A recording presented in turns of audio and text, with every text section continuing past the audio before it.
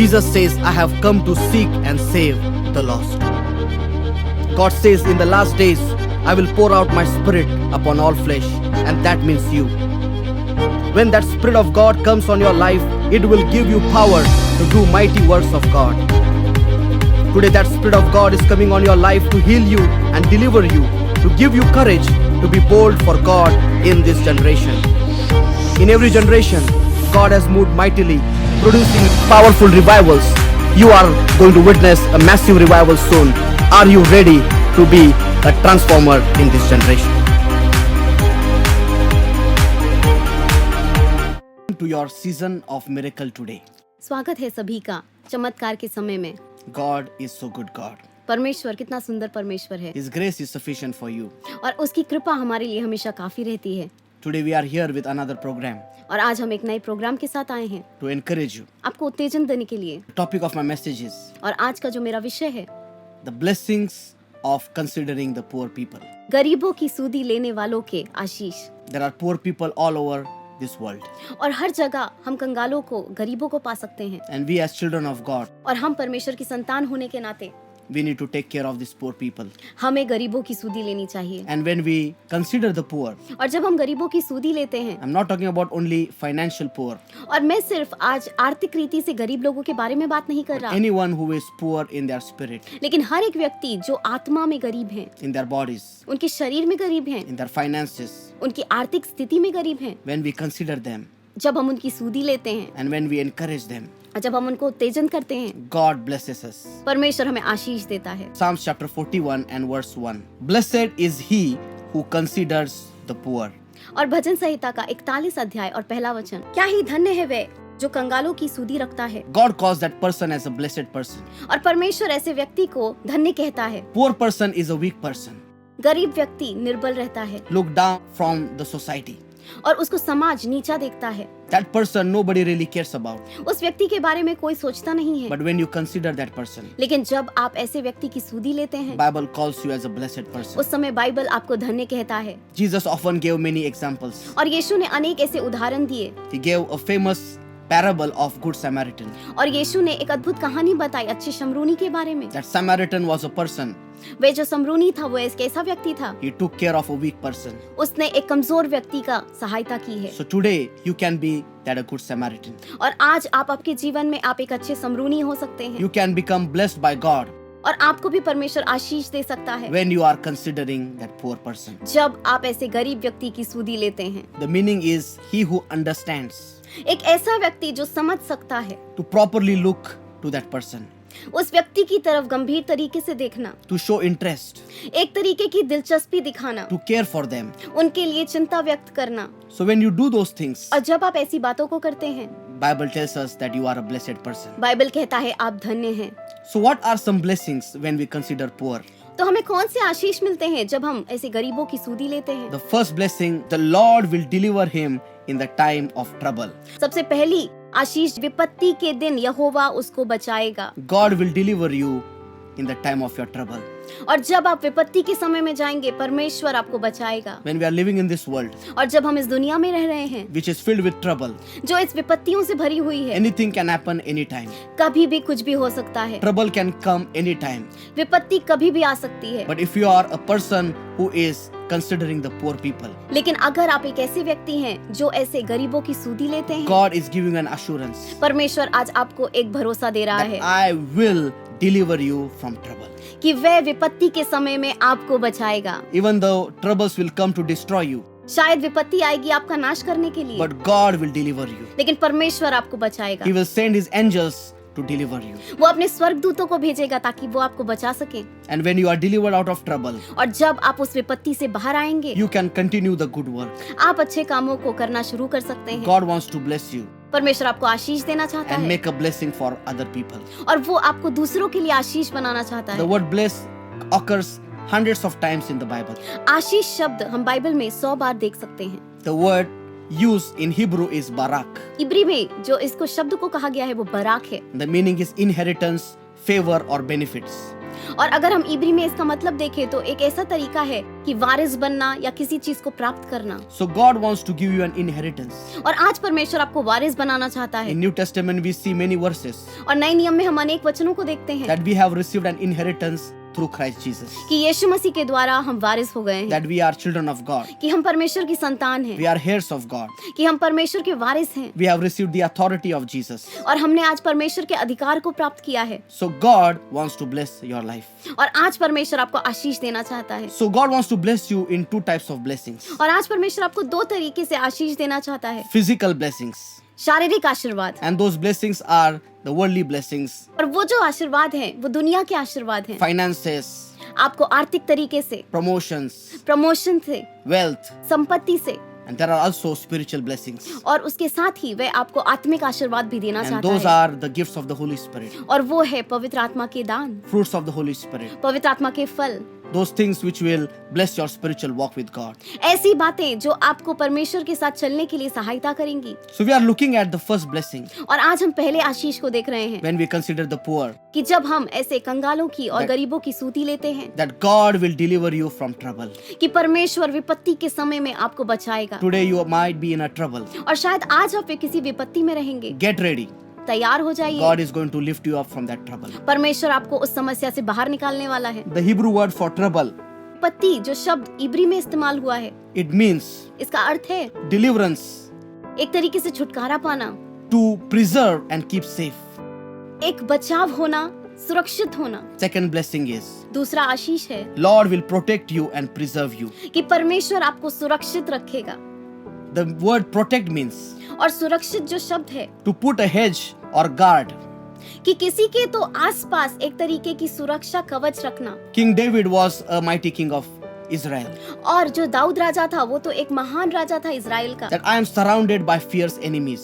कि मैं बहुत ही ज्यादा ऐसे मुश्किल शत्रुओं से घिरा हुआ हूँ They are ready to destroy my flesh. और वह मेरे देह को नाश करना चाहते हैं। But in that same verse, लेकिन उसी वचन में लिखा है he says that God will deliver me. कि परमेश्वर मुझे छुटकारा In that दिलाएगा। same verse, he says उसी वचन में लिखा है that God has preserved my soul. कि परमेश्वर ने मेरी सुरक्षा की है। Enemy will come to destroy you, शैतान आज आपको नाश करने के लिए आएगा, but it will not be able to destroy you because God is preserving your life. लेकिन वो नाश नहीं कर पाएगा क्योंकि परमेश्वर आपकी सुरक्षा कर रहा है, आपको बचा रहा है। Trust in God's preserving your life. और आज यकीन करिए कि परमेश्वर आपके जीवन को बचा रहा है। There is a story told about one small town और एक छोटे से शहर के बारे में एक कहानी बताई जाती है। during the time of Napoleon. Napoleon के समय में, This town was surrounded by Napoleon's army. और ये जो शहर था वो पूरी तरीके से नेपोलियन के लोगों ने ऐसे घेर लिया था। And this town has heard that wherever Napoleon went, he destroyed the towns and cities. और ये शहर के लोगों ने सुना था कि नेपोलियन लोग जहाँ पर भी जाते हैं वो उस शहर का नाश कर देते हैं। So Napoleon's army surrounded this small town. और नेपोलियन के जो भी सेना थी उसने इस पूरे शहर को इर्द गिर्द घेर लिया था। The day which they surrounded this town और जिस दिन उन्होंने इस शहर को घेरा था was during Good Friday. Good Friday का वो दिन था, And it was a very important time of the year. और वे साल का बहुत ही ज्यादा महत्वपूर्ण दिन था। People were locked in their homes. और लोग अपने घर पे अपने आप को बंद करके रखे थे। Many were fearful. लोग डरे हुए थे। What will happen about their future? उनको समझ नहीं आ रहा था उनका भविष्य क्या है। Saturday comes. पार आ गया। Still people were so much discouraged. लोग बहुत ही ज्यादा चिंतित थे। In the evening, शाम को all the leaders came सब नेता आए and they said tomorrow is Easter day. और सब लोग कहने लगे कल ईस्टर है It is a very important day of the year. और ये साल का बहुत ही ज्यादा महत्वपूर्ण दिन है। Let's go to the church चलो हम कलीसिया जाएंगे and let's do the work of God. और चलो हम परमेश्वर के कार्यों को करेंगे Let's start praise and worship. और चलो हम आराधना और स्तुति करेंगे Whatever will happen to our life, we don't care. और कुछ भी होने दो हमारे जीवन के साथ, हमें इसके बारे में फर्क नहीं पड़ता। Still the army was outside the town और अभी भी वो सेना पूरी तरीके से घेरी हुई थी। on the Easter day. Easter के दिन में The भी bells started to ring in the church. और चर्च में घंटियां बजने लगी All the people left their homes. और लोगों ने अपने घर से बाहर निकलना शुरू They किया came to the service. और वे कलीसिया उस दिन आए They started to scream and shout and praise God. और वे चिल्लाने लगे, उत्साहित होने लगे और आराधना करने They लगे began to shout from the top of their lungs, began to praise God with a loud voice. और वो पूरी ताकत से जोर जोर से परमेश्वर की महिमा के लिए चिल्लाने लगे। When the army heard that noise, और जब उस सेना ने इस आवाज को सुना they suddenly thought thought उन्होंने अचानक से सोचा। that somebody has come to rescue this small town. और जब उसने उन आवाज को सुना तो शायद सेना को लगा कि कोई तो इस शहर को बचाने के लिए आने वाला है। And they ran away from that small town. और ये नेपोलियन की सेना इस छोटे से शहर से भाग गई। And God preserved and delivered the people of that small town because they trusted in God. और परमेश्वर ने उस छोटे से शहर को बचाया, सुरक्षा की। क्यों? क्योंकि उनका परमेश्वर के ऊपर भरोसा था। The third blessing, Lord will keep you alive. और तीसरा आशीष कि परमेश्वर आपको जीवित रखेगा। Psalms 41 and verse 2. Lord will keep him alive. भजन संहिता 41 अध्याय और वचन 2 कि परमेश्वर उसे जीवित रखेगा।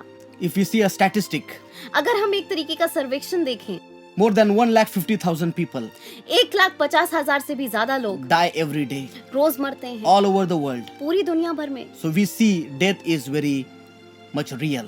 और हम देख सकते हैं मृत्यु बहुत ही ज्यादा असलियत है। Today you are watching this program, और आज आप इस प्रोग्राम को देख रहे हैं but lakhs of people are dead.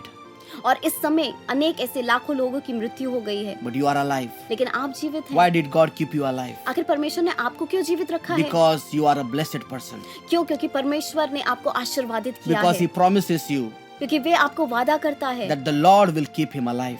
कि वचन ऐसा कहता है कि वह उसे जीवित रखेगा। Psalms 33 and verse 19 tells us to deliver their soul from death and to keep them alive in famine. और भजन संहिता 33 अध्याय और 19 वचन में ऐसा लिखा है कि वह उसके प्राण को मृत्यु से बचाए और अकाल के समय उसको जीवित रखे। Today we see that there is a famine going on all over the world. और आज हम देख सकते हैं पूरी दुनिया भर में एक अकाल है There is scarcity of food and water. और दुनिया भर में अनेक ऐसे भागों में खाना नहीं है, पानी नहीं है। There are many nations which don't have water. और अनेक ऐसे राष्ट्र हैं जहाँ पर पानी नहीं है। And even in the nation where we are living, there is a lot of problem with water and food and other things. और आज हम जिस राष्ट्र में रह रहे हैं वहाँ पर भी खाने के बारे में और पानी के बारे में अनेक ऐसी समस्याएं आ But रही if you are a हैं। child of God, लेकिन अगर आज आप परमेश्वर की संतान हैं, God's promise tells you परमेश्वर का वचन हमें कहता है that He will preserve you or keep you alive even in famine. कि वह आपको अकाल की परिस्थिति में भी जीवित रखेगा। Just as God took care of Elijah in the time of famine, He will take care of you. जैसे परमेश्वर ने अकाल के समय में इलिया की सहायता की, वैसे वह आपकी भी सहायता करेगा, आपको भी जीवित रखेगा। Because He is a blessed God. क्यों? क्योंकि वह तो आशीष देने वाला परमेश्वर है। Brothers and sisters, today we are looking at the blessings when we consider the poor. और आज हम देख रहे हैं कि जब हम गरीबों की सुधि लेते हैं तो हम कौन से आशीषों को पाते हैं। We are seeing many blessings from the Word of God. और हमने अनेक ऐसे आशीषों को देखा जो हमें परमेश्वर के वचन से मिलते God हैं। is going to protect you. परमेश्वर आपको सुरक्षित रखेगा, God is going to deliver you from trouble. कि परमेश्वर आपको मुश्किल के समय में छुटकारा दिलाएगा। He is going to keep you alive when you see death all over happening. और वह आपको उस समय जीवित रखेगा जब आपके आसपास हर जगह मृत्यु दिख रही है। There was a story told of two soldiers. और दो सिपाहियों की ऐसी कहानी बताई जाती है। They were believers. वे विश्वासी थे And suddenly, because of war, they went to fight. और अचानक से युद्ध की वजह से उन्हें लड़ाई पर जाना पड़ा। But every time they used to pray to God. लेकिन हर वक्त वे प्रार्थना करते थे They used to open Psalms 91. और वे हमेशा भजन संहिता की पुस्तक से पढ़ते थे And they used to pray to God to protect them. और वे हमेशा प्रार्थना करते थे कि परमेश्वर हमारी सुरक्षा कीजिए। One day they were at war. और एक दिन जब वे युद्ध में थे Unknowingly, one enemy soldier shot a bullet. और अनजाने में एक व्यक्ति ने उनकी तरफ गोली चलाई And that bullet came. और वे बुलेट जब आया The bullet hit his chest. और जो गोली थी वो उसके सीने पर लगी थी And he fell down. और वे गिर गया। The other soldier thought और दूसरे सिपाही ने सोचा, that he is dead. उसको लगा उसकी मृत्यु हो गई है, But he was not dead. लेकिन वे मरा नहीं था। Upon observation. और जब उसको देखा गया But thank God that there was a small New Testament on his pocket. लेकिन उसकी जेब में जहाँ पर गोली लगी थी वहाँ पर नया नियम रखा हुआ था। And when he opened the Bible, और जब उसने उस पुस्तक को खोला है and it stopped at the verse which says that I will protect you from all evil. और वे बंदूक की गोली वहाँ पर आकर रुकी है जहाँ पर लिखा हुआ था कि मैं तुमको सारी बुराइयों में बचाऊंगा। Thousands of people will die at your right hand. 1000 लोग तुम्हारे दाहिनी ओर मर जाएंगे Lakhs of people will die at your left hand. और बाईनी ओर ऐसे लाखों लोग तुम्हारी तरफ गिर जाएंगे, But you will be protected. लेकिन तुम्हारी सुरक्षा की जाएगी। Lots of people are dying और आज भी अनेक लोग मर रहे हैं because of sickness and because of poverty and because of famine and wars. गरीबी की वजह से, युद्ध की वजह से, अकाल की वजह से। But God is going to protect you. लेकिन परमेश्वर आपको बचाएगा। He wants to keep you alive. वह आपको जीवित रखना चाहता है। Why does God wants to keep you alive? आखिर परमेश्वर आपको क्यों जीवित रखना चाहता है? Because God has a purpose for your life. क्योंकि परमेश्वर का आपके लिए एक योजना है। Think why God kept you alive सोचिए परमेश्वर ने आपको क्यों जीवित रखा है when today thousands of people are dead. जब हजारों लोग आज मर गए हैं। Why did God keep David alive? आखिर परमेश्वर ने दाऊद को जीवित क्यों रखा था? He was surrounded by so many enemy forces. और वो अनेक बार ऐसे दुश्मनों से घिरा रहता था। Why God kept him alive? परमेश्वर ने उसे क्यों जीवित रखा है? God kept him alive because God had a work for him. और परमेश्वर ने उसको इसलिए जीवित रखा क्योंकि परमेश्वर का कुछ कार्य था उसके लिए। Because God wanted to raise him as a king. क्योंकि परमेश्वर उसे खड़ा करना चाहता था एक राजा के रूप में। God wanted him to be a psalmist who will write many psalms to glorify God. क्योंकि परमेश्वर चाहता था वह एक भजन संहिता लिखने वाला एक ऐसा लेखक होने पाए। Why did God keep Moses alive? आखिर परमेश्वर ने मूसा को क्यों जीवित रखा? When all other babies were killed, जब सारे ऐसे बच्चों की मृत्यु हो रही थी, God kept him alive परमेश्वर ने जीवित रखा है। because God wanted to keep him as a deliverer for the children of Israel. क्योंकि वह उसको इजराइल राष्ट्र का एक ऐसा छुटकारा दिलाने वाला व्यक्ति बनाना So चाहता that था। tells us तो ये हमें बताता है if God is keeping you alive, कि अगर परमेश्वर आज आपको जीवित रख रहा that है, means He has a plan and a purpose for your life. इसका अर्थ है आज आपके लिए उसके पास एक अच्छी योजना है And He wants to accomplish that purpose in your life. और वह उस योजना को पूरा करना चाहता है। I remember an incident in my own life. और मैं याद कर सकता हूँ उस बात को जो मेरे जीवन में हुई है। I would have been killed in a big accident. और मेरी भी मृत्यु हो जाती थी एक बड़े एक्सीडेंट में। God kept me alive. परमेश्वर ने मुझे बचाया है। It was a time when I was doing my internship in New York. और जब मैं न्यूयॉर्क में मेरा इंटर्नशिप कर रहा था उस समय की ये बात है। I just finished my Bible college मैंने बाइबल कॉलेज खत्म किया था and I was traveling to New York और मैं उस समय न्यूयॉर्क को जा रहा था and we were in a car. और मैं अपने साथियों के साथ कार में था। My friend was driving the car मेरा दोस्त गाड़ी चला रहा था and we were just talking about God. और उस समय हम गाड़ी में परमेश्वर के बारे में बातें कर रहे थे। Suddenly my friend lost the control of his car और अचानक से मेरा दोस्त का नियंत्रण चला गया गाड़ी के ऊपर and we were in a speed of 120 kilometers per hour. और उस समय गाड़ी का जो स्पीड था वो 120 किलोमीटर था। And suddenly, because of losing the control, और अचानक से नियंत्रण खोने की वजह से the car started to drift and the car started to spin around. और अचानक से गाड़ी उल्टी हो गई और ऐसे घूमने लगी And it went to another road और वो एक रोड से दूसरी ऐसी रोड पर चली and I गई। saw a big truck approaching our car. और मैंने अचानक से देखा कि मेरी गाड़ी के सामने एक बड़ा ट्रक आ रहा है। Suddenly, अचानक my से friend gained control over the car. अचानक से मेरे दोस्त को होश आया और उसने गाड़ी को नियंत्रण में लिया The है। speeding truck was only few feet away तेज से रफ्तार से आने वाली जो ट्रक थी वो कुछ ही देरी पे थी, and God protected us. लेकिन परमेश्वर ने हमें God बचाया। used me on the streets of New York परमेश्वर ने मुझे उन सड़कों पर इस्तेमाल किया न्यूयॉर्क की, to preach the good news. ताकि मैं परमेश्वर का सुसमाचार बांट सकूं। Many people came to salvation. अनेक लोगों ने उद्धार पाया। Why I want to share you this? आज मैं आपसे बांटना चाहता हूँ Because God keeps you alive for a purpose. कि परमेश्वर आपको एक उद्देश्य के साथ जीवित Maybe रखता today है। you are having suicidal thoughts. और आज शायद आज आपके मन में आत्महत्या के विचार You रहेंगे think to end your life. और आज आप सोचते रहेंगे मुझे मेरा जीवन खत्म करना है, But God wants to keep you alive लेकिन परमेश्वर आपको जीवित रख रहा है because He wants to use you. क्योंकि वह आपको इस्तेमाल करना He चाहता wants है to fill your life with mighty purposes. और परमेश्वर अपने महान उद्देश्यों से आपके जीवन को भरना चाहता So है। don't give up और आज हिम्मत मत छोड़ो and always remember that you are alive today for the purpose of God. और हमेशा याद रखिए कि आप एक उद्देश्य के साथ जीवित हैं इस दुनिया में। Heavenly Father, in the name of Jesus, स्वर्गीय पिता यीशु मसीह के नाम में I pray for those who are watching this program. आज मैं उनके लिए प्रार्थना करता हूँ जो इस प्रोग्राम को देख रहे हैं। Bless them today. उनको आशीर्वादित कीजिए आज। Lord, as they have heard your promise आज जब उन्होंने आपके वादे को सुना है that if they consider the poor, कि अगर वे गरीबों की सूदी लेंगे that you will deliver them from trouble. कि आप उन्हें विपत्ति के समय में बचाएंगे। Today, if somebody is in trouble, और अगर आज कोई विपत्ति में है, deliver them from that trouble. आज उनको वो सारी विपत्तियों से बाहर निकालिए। Protect them उनको परमेश्वर आप सुरक्षित from रखिए all harm and danger. सारी मुसीबतों से। Lord, if anybody is going through some things in their life, और आज अगर कोई अपनी समस्याओं से जा रहा है, oh, you encourage them today. आज आप उन्हें उत्तेजित कीजिए। Lord, if somebody is so busy in their life, और अगर आज अपने जीवन में कोई ज्यादा ही व्यस्त है, Holy Spirit, touch them. पवित्र आत्मा आज आप उन्हें स्पर्श Let कीजिए। them be aware of the suffering and dying people around their lives. और आज परमेश्वर उनके दिल में एक दया आने पाए उन लोगों के लिए जो परमेश्वर मदद की जरूरत में है। Lord, if somebody is sick today, और आज अगर कोई बीमार है, your promise just we read आपके वादे को हमने पढ़ा है that you will keep them alive. कि आप उन्हें जीवित रखेंगे। Lord, somebody who is about to die today, आज अगर कोई मरने वाला है, oh Lord, you touch them. आज आप उन्हें स्पर्श Somebody is कीजिए। sick, oh Lord, अगर आज कोई बीमार है, to the point of death, मरने की स्थिति में है, Lord, you touch them right now. परमेश्वर आज आप उन्हें स्पर्श Keep कीजिए। them alive. उनको जीवित रखिए। Bless everyone today, oh Lord. आज सभी को आशीष दीजिए। In Jesus' name we pray. यीशु मसीह के नाम में Amen. आमीन।